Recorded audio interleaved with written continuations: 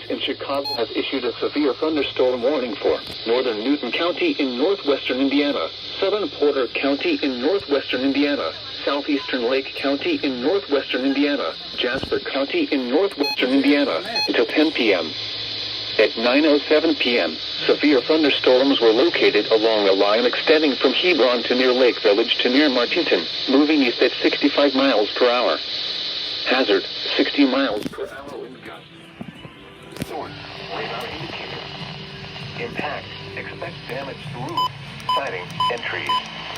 Locations impacted include Rensselaer, Vermont, Hebron, Wheatfield, Rose Lawn, Count, Hanging Grove, Collegeville, Mount Ayr, Sayre, Bailey's Corner, Stoutsburg, Fair Oaks, Pond Bridge, including the following interstate: Indiana Interstate 65 between mile markers 213 and 235. This includes US 41 Dragway. A tornado watch remains in effect until 10 p.m. for northeastern and east central Illinois and northwestern Indiana. For your protection, move to an interior room on the lowest floor of a building. A tornado watch remains in effect until 10 p.m. for northeastern and east central Illinois and northwestern Indiana.